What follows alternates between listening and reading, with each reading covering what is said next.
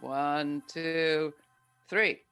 While our weekly shows are edited to time for broadcast on public TV and community radio, we offer to our members and podcast subscribers the full uncut conversation. These audio exclusives are made possible thanks to our member supporters.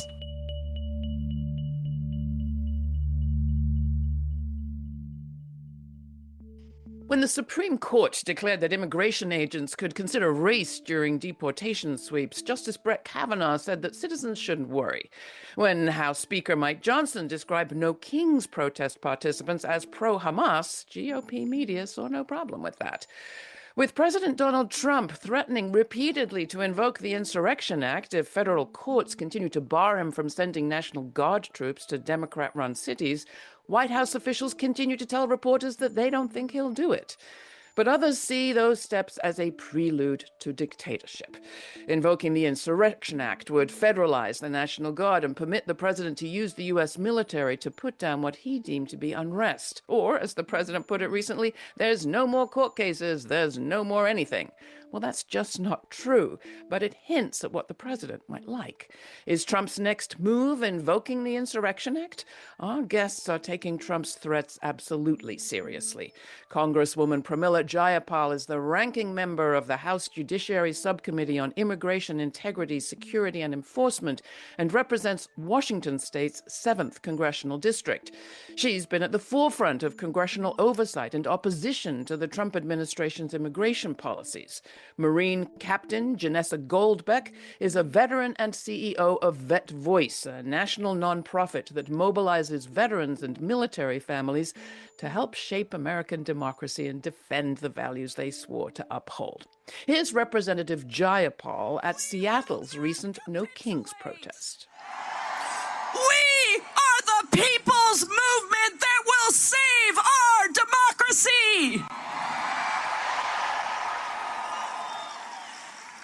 Look, you all are here today because we are up against a serious choice in our country. At the 1787 Constitutional Convention, Benjamin Franklin was asked what kind of a government they were establishing, a monarchy or a republic, to which he famously answered, "A republic, if you can keep it." Seattle, we are at that if you can keep it moment. Congresswoman Pramila Jayapal addressing the crowd at the No Kings rally in Seattle recently. I'm very happy to welcome the Congresswoman and Janessa Goldbeck to Laura Flanders and Friends. Let's start with you, Congresswoman. Why Ben Franklin? What did he mean? And what was your point by raising that quote? My point by raising that was really to remind people that keeping a democracy is not easy. Our founders didn't think it was easy. They put in some things that they thought were checks and balances, but those checks and balances are failing us in this moment. Not entirely. We still have a lot of hope for a few of the things that are happening. But the most important thing is that people really do not disengage, that they stand up and that they think of themselves as the protectors of our democracy. And that is true whether it's No Kings or whether it is every day in between with what's happening in Chicago, what's happening in LA, what's happening in DC, around the country, for people to really understand how far away what is happening now is from the principles that Ben Franklin, that the founders of our country were trying to go away from. And so it was important for me to read the Declaration of Independence, because if you actually go through that list that follows right after the quote that I gave, it goes through corruption, it goes through the use of the military, it goes through the use of the federal government for partisan political purposes. It goes through many of the things that we are seeing happen right now. Very frightening. While we're talking about our foundational documents coming to you, Janessa, as a Marine, you took an oath to do certain things, and defend that Constitution was one of them. As you understood it at that moment, what was your role? And what do you think as you watch what military members are being asked to do today? Yeah, well, every member of the military takes an oath to support and defend the Constitution of the United States and the values enshrined within it. We don't take an oath to a man, to a political party, certainly not to a king. And our Constitution is very clear. As Americans, we have the freedom of speech, we have the freedom of assembly, we have the right to dissent, we have the right to debate, and we have the right to believe in things that are different from our political leaders. And that is what makes America a free and fair country. Those are the values we are always seeking to expand upon and to enshrine and to ensure others around the world have access to those very same rights and freedoms. And what we're seeing now is the president attempting to reshape the US military into a tool of his own domestic political control, to present the military as something that belongs to him through shows of force like the parade in Washington, D.C., or in San Diego recently, the military demonstration here that was ostensibly for the Marine Corps birthday, but not on the Marine Corps birthday, which is actually in November, and at great expense to taxpayers and the time and training of our troops in uniform, and then to deploy uniformed service members in the National Guard across the country against the wishes of local elected leaders, local police who've said this is inflammatory, this is actually not making us safer, it's doing the opposite. So we're in a really tenuous time in terms of civil-military relations in this country. I feel a lot of sadness and frustration on behalf of those who are serving in uniform today, who are being put into this very partisan political position by the United States president. Congressman, you recently held a shadow hearing called Kidnapped and Disappeared, one of a series, I think, on Trump's assault on families and communities. Janessa participated. When I actually read the transcripts and saw what was said there, it was shocking to me. And I thought I'd been following what's been going on. What was the most shocking thing to come out of that as far as you're concerned, Congresswoman? It's very difficult to pick one thing, Laura, because I think across the board, we are seeing Trump use the levers of the US government to crack down on people who live in this country, whether it's US citizens, whether it's undocumented immigrants, whether it is people with legal visas. And I think part of what we were trying to do in that hearing, and Janessa was magnificent, in bringing that very important voice of our troops who we all value and who we all believe should exist to protect the security and the safety of a nation, not to be at the whim of a political leader.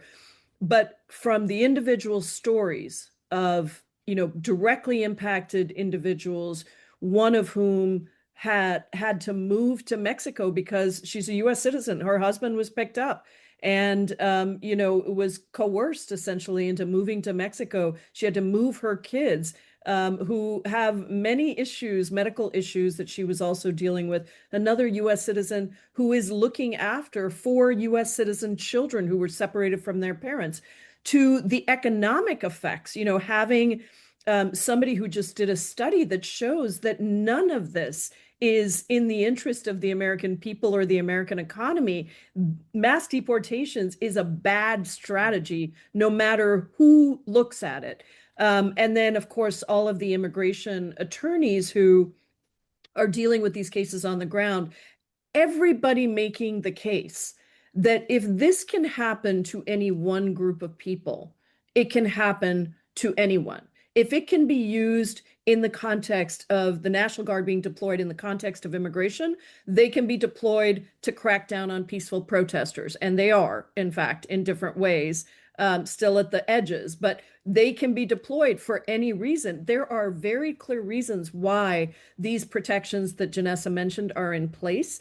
And I think the horror of the violence may be the thing that is most shocking to people when you see in Chicago a raid on an apartment building that in the south side of Chicago, where you have helicopters, US military helicopters, people rappelling down onto the roof, everybody being pulled out, people being pulled out naked, zip tied, children being pulled out in that way, and separated, and finding out that amongst all of those people are people of all legal statuses. So now apparently in the United States of America, you have to continue to prove over and over again that you are somebody that belongs here in this country. And I think all of that is perhaps, the thing that is shocking the conscience the most, but the pieces of how we get this information out is really important, which is why I've been doing these shadow hearings and why we'll be in Chicago later this week for a field hearing in Chicago with members of Congress. Well, I'm excited, and we'll be excited to hear more about that. I mean, one of the things that comes out to me is the way that this threat of deportation is being used to frighten people, to manipulate people, and as you point out, force people to, as they say, self-deport, and being used against U.S. citizens. In all of this, we're talking about ICE, although I do want to come back to what you just said about enforcing crackdowns on protesters at the margins in just a minute. But first, I do think it's important for our audience and me to understand where ICE functions in our kind of structure of enforcement agencies. Yeah. It's not it's not a member of the military, it's not the National Guard, it's not police, it's something else. Can you explain it? You want to start, Congressman? Yeah, ICE stands for Immigration and Customs Enforcement. It is a division of the Department of Homeland Security, or DHS. It has traditionally immigration until just after 9/11, immigration sort of was more about services. And the DHS structure kind of took a bunch of different components and put them all in together. What ICE is now doing, what DHS Secretary Kristi Noem is now doing, is she is actually taking law enforcement from just about every agency within the US government and assigning those people to conduct immigration enforcement, most of who have no training whatsoever. And in doing that, she is doing two things. One, she's taking very important resources away from real public safety, crime, national security, intelligence, all of those things. We know, for example, at the FBI, that 20% of the FBI's officers have now been deployed to do immigration work, which means they're not doing the important work that the FBI needs to do. Second, ICE being undocumented in the United States is not a crime. And I think it's very important that all of our listeners understand that. It is a civil system. And so what she is now doing is turning a civil system into a massive criminal justice system. In the big bad betrayal bills, what I call it, that the Republicans passed earlier this summer, one of the little known facts is that an enormous amount of money went into immigration enforcement, both the detention of people, $42 billion spent on immigrant incarceration, now overtaking the amount of money that's spent on the Bureau of Prisons. But then in addition, lots of other money that is to private contractors for deportation, for crackdowns on immigrants. So she's really militarizing the Immigration and Customs Enforcement, which is an enforcement arm of a civil system, and this is on top of the $900 billion military appropriations in this administration's sights in the next year.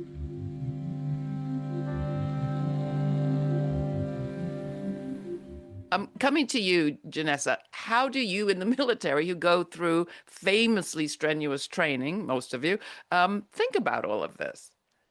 Well, I think it's important to really delineate between the National Guard, the active duty military, and federal law enforcement, in particular ICE. Congresswoman Jayapal just named how Secretary Noem is taking officers who are not trained in immigration enforcement and putting them into these roles. They're also recruiting off the streets and out of local police departments. So you're getting beat cops sometimes who are now no longer working their jobs in their communities, but are now going out in masks and kidnapping folks off the streets. But they don't have the same training that the National Guard or the military has. We don't know what their rules of engagement are. We've seen all kinds of things that should never be happening. Firing of rubber bullets and pepper bullets onto peaceful protesters, people being taken away, zip-tied with no identification, no badge number. And on top of that, they're wearing military fatigues. They look to a civilian who might not have a lot of experience with the military or various branches of law enforcement. They look like they're members of the military. And this is something that really concerns me a lot, because right now the National Guard have only been allowed by courts to be in places where they're protecting federal property. That is an authority the president has. Whether or not he's using it in the right way is certainly up for debate. I don't think that any of this is necessary, and many retired generals and senior officers also agree with that. There's no reason for it, but they are trained, and they do have rules of engagement they have to follow. They have the responsibility to refuse an illegal order. That's part of their oath. And to the average American citizen who is looking at these militarized federal agents in military fatigues who don't have that training, we don't know what their rules of engagement are. We don't know what they've been ordered to do. They think they're military. And what concerns me about that, beyond the inhumane treatment of people living in America, citizens or not citizens, is that the military has a lot of respect from a lot of different people of all political stripes right now. And that wasn't always the case. After Vietnam, veterans were spit on. They were turned away. They were denigrated for being drafted. In my era, in the post 9/11 generation, we are thanked for our service. People respect our service, even if they disagree with the reasons why we served overseas. And what this risks doing, what the president risks doing, and Kristi Noem risks doing, is Americans think they're watching the military conduct these raids. A lot of people think that, and they're indistinguishable because of the uniforms they're wearing. And that risks really stretching and creating tension between the military and our society. It risks, how we take care of veterans going forward, whether or not people will want to join the military because they think that they're going to have to be doing immigration enforcement. So it really stands to do generational harm to the integrity. Well, it's a really important point that you're mentioning when you say it stands to increase tensions, because I do think increasing tensions is part of the point. And I'm sure you, like I, was super impressed with the No King's Day protest, that you could have 7 million people or maybe more on the streets in the United States, one of the most heavily armed countries in the world, if not the most heavily armed. And as far as I could see, virtually no violence, a lot of good humor, levity even, people in frog suits. But that threat of provoking tension seems to be part of the dictator playbook. And I just want to come back to you, Congresswoman Jayapal, when you talked about what's happening at the margins of the protests. What do we need to be paying attention to? And are you worried about an escalation of violence? Yes, of course, because we have been doing a lot of work across the country, groups across the country around peaceful protest, around how to engage and push back nonviolently against authoritarian type actions, against authoritarian leaders. And one of the clearest tools in an authoritarian's playbook is to actually try and escalate rather than de-escalate. And so what we see is, with a lot of the National Guard being brought in, and these are all being contested, as Janessa said, there's no authority as yet to actually deploy National Guard troops. But I think what we are seeing is, when you have a military presence, I'm going to use that term broadly because ICE is acting as a military presence right now in our streets, this militarization in our streets. What law enforcement should be doing of any kind, whether it's ICE, whether it's National Guard, whoever, is trying to de-escalate. But what we clearly see this set of military actors doing is escalate, right? So when you crack down brutally, when you shoot a rubber bullet at a faith leader in Chicago, or when you violently push someone down to the ground, who, by the way, happens to be the father of 3 U.S. Marines, when you are, sort of hunting people in front of schools, in front of neighborhood centers, all of these things, the violent videos that we've seen, I think that is really an attempt to suppress any kind of dissent, and to make it clear that anyone who protests peacefully is going to be in trouble. Now, this is also true if you look at the way the immigration system is being used against people who are speaking out for Palestinian rights, the way that, all these different institutions are sort of being co-opted into obedience to one person. And so I think all of that, we have to keep connecting the dots. And I know in my speech for No Kings, I said these might all seem like disconnected things, but they are actually all about consolidating power behind one person and anyone who bends the knee to that one person. And in some of the examples around— Or who refuse to bend the knee, right? Exactly. And some of the examples around the world that have been most inspiring to me have been where people in these forces, whether it's, whether it's in the military, in the National Guard, in the whatever it is, when they say our oath is to the Constitution, our oath is to these values, that is one of the most powerful things that I have seen happen. But I think we have to be very careful, and it's why it's also important that we all train on nonviolent resistance, because violence is not just what we inflict on others. We have to make sure we don't do that, but it is also being able to resist nonviolently in the same way the civil rights leaders did when violence is inflicted on us. And that requires training, discipline, as Dr. King said. It is an aggressive spiritual, mental, and physical practice to really engage in nonviolent resistance. And the question of division that you raised earlier, Janessa, is very important, it seems to me. As it resonates in my mind, I'm thinking about how there is or there isn't dissent within the military, like where the fissures might be within inside the military right now, and how that could change if military leaders start seeing protesters targeting armed forces. What is the level of dissent that you're seeing at this point? You've been traveling the country with a gaggle of generals, as far as I can see. Well, retired generals have the ability to speak where active duty military do not. They're restricted by the Hatch Act. They can't speak politically in any partisan way. So it's really important that these senior officers, retired generals and admirals, are speaking out and voicing their dissent to the way the military is being used, in particular the National Guard. And these people are still in touch with folks who are in, but at this point, the legality of the National Guard deployments has been questioned, not whether or not the president can federalize the Guard, but whether or not the situation actually warrants it. The fact of the matter is that the executive in this country, because of the Insurrection Act, has a lot of latitude for what he can do with the military domestically. I call these lawful but awful deployments, where it's a longstanding norm that we don't police our own cities using the National Guard unless it's absolutely necessary.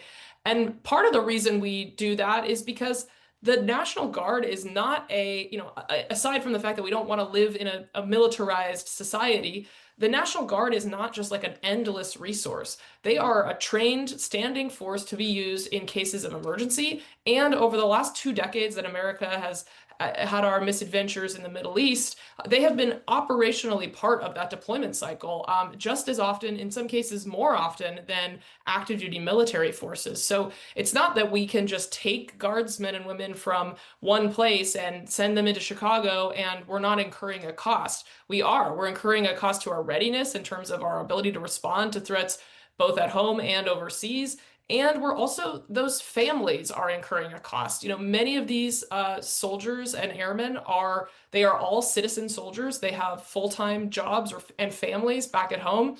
Many of them serve in local law enforcement as EMTs, as nurses, as teachers. And so when you take them out of their communities and send them into a city for a partisan political stunt, not only are you taking those resources out of a community, you're also taking those people away from their families, and they are incurring a cost personally to morale, to their, in some cases financially. Many of them make less when they're on active guard duty than they do in their full-time jobs. So it really isn't just this bottomless pit of resources that the president can deploy willy-nilly. They have real jobs, they have real lives, and many of them have real objections to how they're being used. Now, as you've pointed out, the courts have, for the most part, just look at Chicago, 5-1 defeat, opposed Trump's effort to deploy the National Guard. He has come back time after time, threatening with increasing frequency and clarity, to invoke the Insurrection Act. Now, he may think it gives him more powers than it does. There will be trials. There are still courts. But what does that change about this picture, Congresswoman? And are you afraid that he will make that move? Well, I think we have to be on guard for anything, because it's clear that this is not a president that values norms. Many of the things in the past have been norms. I am concerned that the Supreme Court it seems to be doing more and more of overturning of lower court decisions, sometimes as part of a shadow docket with just one line, not even a real opinion, and that some of the things that we never would have imagined possible apparently seem to be possible now. So yes, I think we have to be on guard. I don't think we should give up hope And I think these lower court decisions, the federal judges are really, for the most part, doing what they need to do. Trump appointees, Obama, George W. Bush appointees, we have appointees across the political spectrum who are actually standing up for the Constitution. I think about the ruling out of Judge Immergut in Portland. This is a Trump appointee who said that she prevented the National Guard from coming in from anywhere. But I think we are a country of constitutional law, not martial law. I think it's exactly what she said. That, of course, has now been overturned or is in the process of being overturned by the appeals court in the Ninth Circuit. But we'll see where that goes. And I think we've got to be ready, vigilant, prepared. Would Donald Trump invoking the Insurrection Act take things to a whole new level, or is the threat really enough? I think the threat's enough. I mean, listen, he hasn't needed the Insurrection Act to militarize Los Angeles, to militarize Chicago, to militarize, now he's threatening San Francisco next. Like that, this administration does not care about norms. They don't care about laws. They're stretching the interpretation of many laws to the point of disbelief. The fact that we have a Supreme Court willing to give the president even more authority over the last year is deeply concerning. So I think the Insurrection Act, politically, it's perhaps more incendiary, more people kind of understand, well, that's a pretty dramatic step. But understanding that the Insurrection Act is, whether it's invoked or not, when you see a service member in fatigues with a long gun walking towards you on a civilian street on a Tuesday in Washington, D.C., I think that feels just as big of a deal and just as threatening as the invocation of the Insurrection Act. Yeah, I heard Karen Bass say that she felt like we were being dosed as a nation with appearances here and appearances there, like trips here, trips there, being dosed as in made sort of accustomed to something that should really never be seen as normal. So how do we prepare? I mean, you in Congress are one of the guardrails. Your fellows, some of them, have been under serious critique from people in the streets who feel like you don't have strong enough spine. Not you. But there are other guardrails in civil society that you talked about in your speech there in Seattle. What difference does the civil society protest make, and what other guardrails exist there in case Trump gets the wrong idea about martial law in this country? Well, there's really three, right? There's Congress, but in order to have Congress be able to really step up, members of Congress, including of the majority party, of the president's party, have to be willing to stand up for their constituents and the Constitution and not for their own personal gain. I still have hope that if we mobilize the people, that more and more Republicans will stand up and will do the right thing. We can't give up on that. And we certainly, as Democrats, have to use every piece of leverage that we have to not treat this like some other moment in history and stand up and stiffen our spines. The second is the courts. And I think that those discussions are still ongoing. And I think that the fact that federal judges are getting upset, even if it's not openly, but privately are getting upset at what the Supreme Court is doing, is very important. And we need to continue to push things through the courts and force these judges to stand up for what they swore an oath to. But the third and most important thing, Laura, and it's why I do my resistance lab trainings. We've trained over 18,000 people across the country. We just did one on immigration resistance, immigration justice. And we had over 1,000 people from 44 different states.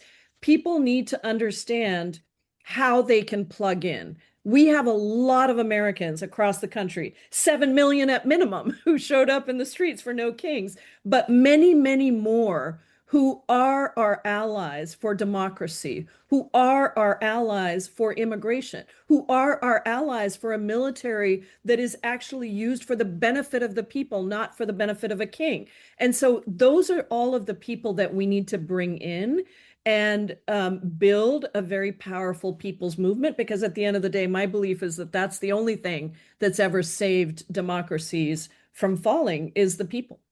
When you talk about the people, it is no surprise to me that some of the strongest voices in Congress are our immigrant leaders and our most recently elected cohorts. And I'm coming to you, Pramila, as somebody who has herself experienced some of the xenophobia of this country. And I remember you talking about that after 9/11. Where do you get your courage from and your strength from? Because we hear from so many congressmen, well, they're afraid for their families and their kids if they step out of line. I get it from this country. I get it from the people that I've organized with. I get it from the fact that a 16-year-old like me, immigrant, could come to this country with nobody and nothing and become a member of Congress. And to me, that responsibility is so strong. And the organizing that I've done with immigrant families makes everything that we're doing urgent. And so for me, it is really about if I'm not able to do the job because I'm too afraid, then I should step back and somebody else should do it. Because these are moments where courage is the ultimate thing that is needed in any of our leaders, elected or non-elected.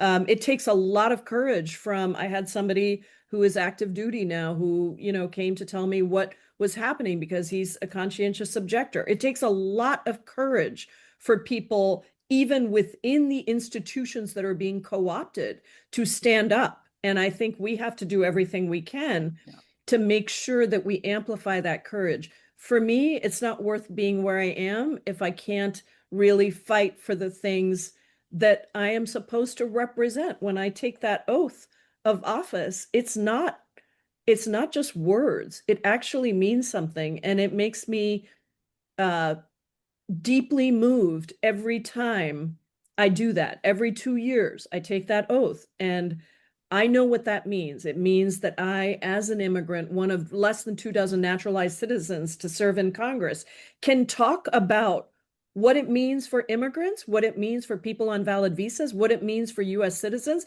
what it means for people whose parents and grandparents came here from somewhere else, what it means for enslaved Black Americans whose parents and grandparents came from somewhere else or were brought over many generations ago. So I just think we have to tie it back to our own reasons for why we do what we do and what this country stands for. And then we have to step up because some of this is not comfortable. Does not feel safe, and it is not comfortable, but it is what courage is made of.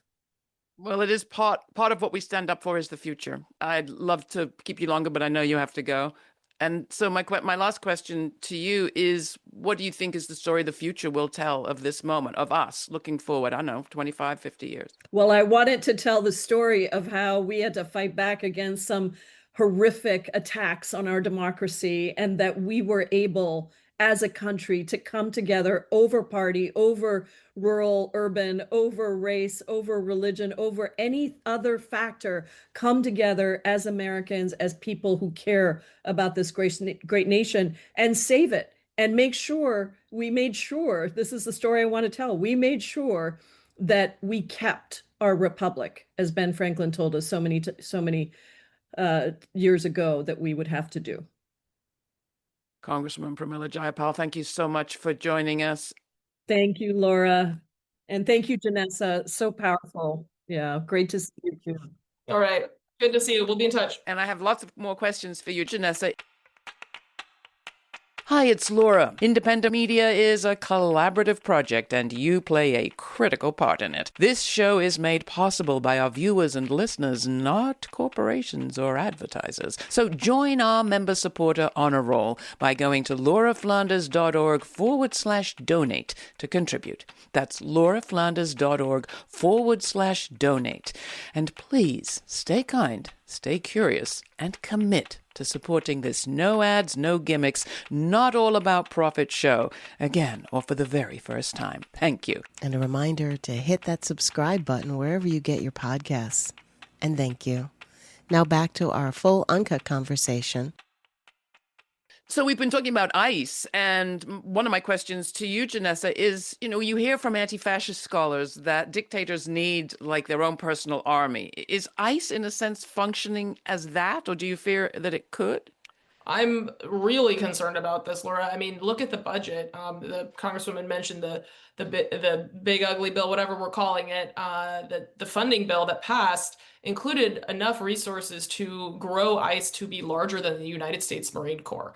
They basically, I think, understood that the political cost of deploying the military domestically was going to be too damaging, at least to start, and so they needed to build their own army, for lack of a better word, that was under the control of DHS and that didn't necessarily have to abide by the same constitutional guardrails and rules that the military has to in our society. So absolutely. I mean, the fact that these guys are running around in fatigues, the fact they're dressing like the military, but they don't have enough, they don't have the training of the US military, but they're dressing like them. They're imitating military, they have like militarized vehicles on the streets.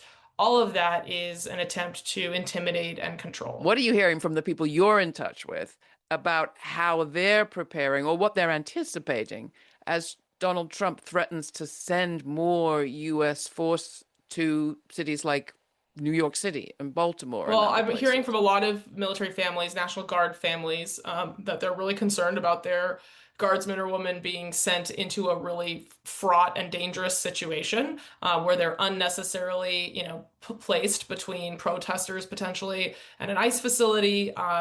There's so many opportunities with so many federal law enforcement officers on the ground who clearly are there to escalate. There are many opportunities where things could go wrong that could devolve into violence. So they're worried about the physical safety of their family member. They're also worried about how they might be used next. And I think this is something that every American needs to be thinking really hard about. Why is the President of the United States trying to acclimate us to the National Guard in our cities? What greater purpose is there to test the legality of his authority to do so? And for me, the answer is quite clear. It's the 2026 and 2028 elections. And there is a very high possibility, and I say that with a lot of confidence because the president tried to do it the first time he was in office, and it's been spoken about on the right for many years through Project 2025 and other documents. But this notion of a rigged election, of election fraud, and some sort of national emergency that the president then uses to deploy National Guard around the election to depress turnout, to intimidate people, particularly in swing districts or states or places where there are heavily immigrant communities where people might fear going out and voting would lead to deportation or detainment. That, I think, is the ball game, and we all need to be thinking about how we can resist, both legally, both by pushing on our members of Congress and in the streets peacefully. So how do we resist? What is your message to people and people in local government in those Democratic-run cities? I was at an event not long ago with New York Attorney General Letitia James, where she says she was in conversation with attorneys general from across the states. Who else is in conversation with whom, and who needs to be? Elected leaders at every level, especially I would say county administration officials, many of whom who administer elections locally. Folks need to be thinking about this possibility. I would encourage people to do some scenario planning. That Voice Foundation does this with a lot of different groups. We've been doing it for several years in anticipation of a second Trump administration. But to figure out what might happen and to discuss who in your office will respond, what's the strategy legally, what's the strategy from a communications perspective, how do we reduce the likelihood of violence should something like this occur? All of those things that are questions that elected leaders and decision makers should be asking themselves well ahead of the next election. And I mean, I'm not even just talking about the claim that the election's been rigged. I'm talking about troops arriving on the streets or National Guard being deployed. I live in New York, and we're very nervous. I think you should be. I mean, the president has made a lot of comments about the direction of the New York City mayoral contest and how he's going to send in National Guard to clean up the streets regardless. I think Americans in every city, especially Democratic cities, should be concerned that this is coming to them next. And the Guard, the mere presence of the Guard is a deterrent to turnout. A lot of people would fear getting caught up in something, heading to a polling place. And for the President of the United States to take the thing that truly makes America, our right to vote in a free and fair election, to militarize that, to threaten and intimidate, it's the most un-American thing I can think of. And I think as individuals, we need to be thinking about where can we find the courage to resist in a moment like that? Will you still be willing to go out and cross a street where the National Guard are posted to cast your ballot? How will you help friends who, might have brown skin and are legal citizens, but still fear being detained and taken away from their job and their families for days at a time, as we've already seen happen with American citizens across the country getting caught up in ICE raids? So I just think we need to all be prepared for this reality, to find that courage within ourselves, to think how we can provide support to our neighbors, especially people who might be in a more marginalized position in society, and be ready for the next thing so that we're not caught flat-footed and that we've already steeled ourselves for the next assault on our freedoms.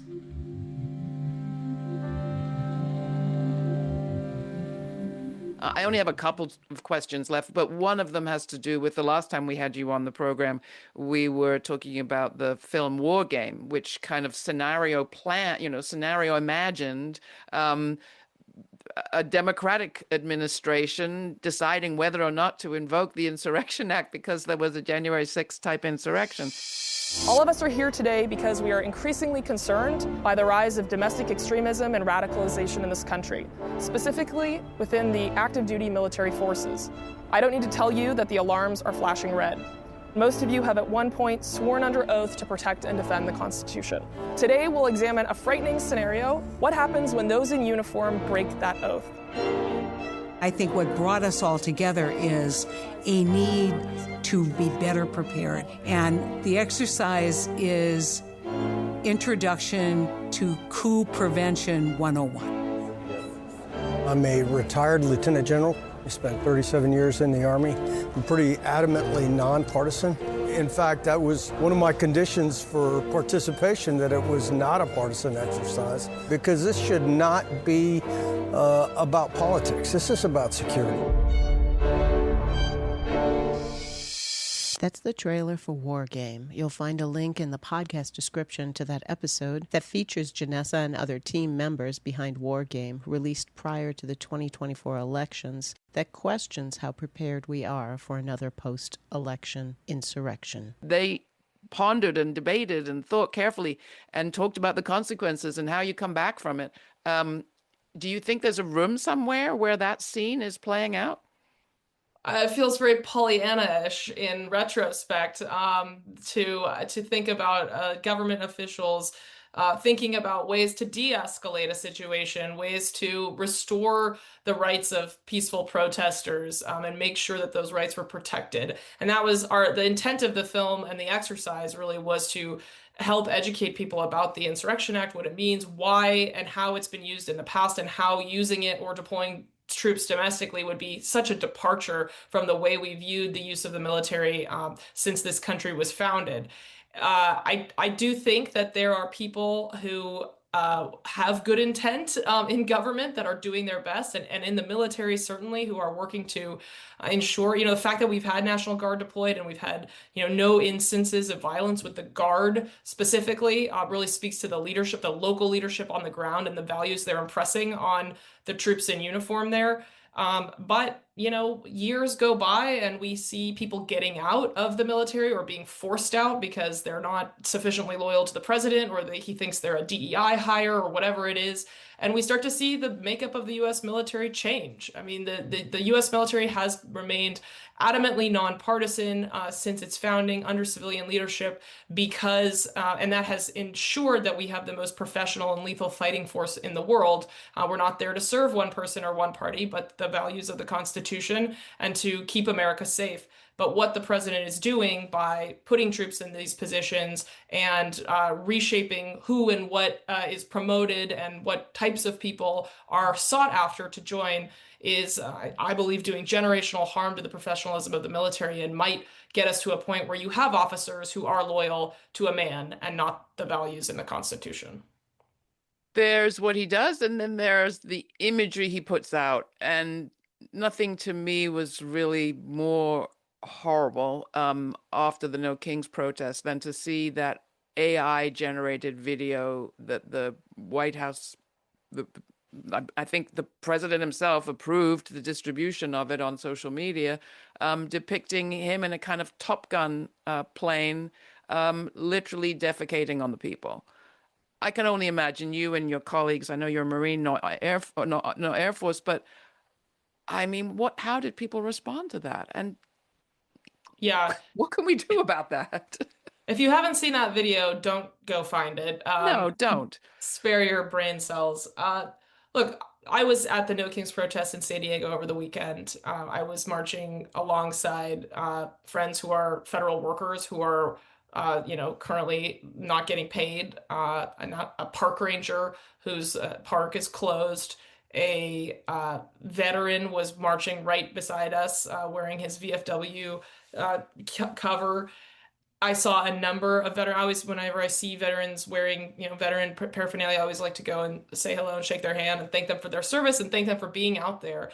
Those are the people that Trump was dumping on, that he was making fun of, that he was saying these are un-American people. These are people who serve our country every day, who have served our country, who are working in their communities to make the world a better place for all people. And he has no respect for that. I mean, to him, service, he's asked in the past, what's in it for them? He doesn't understand the concept of service. He doesn't understand the concept of making a community better for everyone makes it better for you too. Like he is a fundamentally selfish person. And the people who have surrounded him are sycophants and grifters who are also fundamentally selfish and greedy people who want to just take whatever they can for themselves. They truly do not understand that the thing that makes America stand out, the thing that makes this country great, is that we have worked to make it a place and are working to make it a place where everyone succeeds and everyone thrives. To them, that they don't understand that. They can never understand it because they are always just about themselves. And that, I think, is the real fundamental divide in this country. It's people who believe that collectively, when we succeed, we all succeed, and people who just want to take for themselves. Same question to you. What do you think the story will be that the future tells of this moment? I hope that 25 years from now, we'll look back and we will see people banding together, putting aside differences of opinion, sometimes on things that are small and sometimes on things that are very big, and focusing on the big picture, which is, what is the kind of world we want to live in? What is the lesson we want to teach our children? Do we want to live in a place where everyone is scrapping for the tiniest morsels against each other, fighting for clean air and water and the right to speak their piece and practice their religion? Or do we want to live in a society where we are constantly striving to do better, where we are constantly trying to lift each other up, even if we disagree on things big and small? And I hope that they will look back and see that people were able to see that big picture and come together and work towards a more empathetic world. I really hope that's the case. I do believe in people. I believe in the power of collective action. I have seen it for myself. I know there are people generations ahead of mine who fought for rights that seemed impossible when they were fighting for them. So it can be done. And the greatest lie that the president wants us to believe is that we are powerless and that cynicism is the only way forward. I fundamentally disagree with that. I have hope. If people can find the courage within themselves and share it with others, that will inspire more courage and more collective action for change. Well, you are both great examples of exactly that kind of courage. So thank you for being with us on Laura Flanders and Friends. Thank you. Thank you, Laura. Thanks for taking the time to listen to the full conversation. These audio exclusives are made possible thanks to our member supporters. Please join our members now by making a one-time donation or by making it monthly. Go to patreon.com/Laura Flanders and Friends. That's also where you'll find our episode notes for more information on this conversation. That's patreon.com/Laura Flanders and Friends. And thanks again to all our member supporters.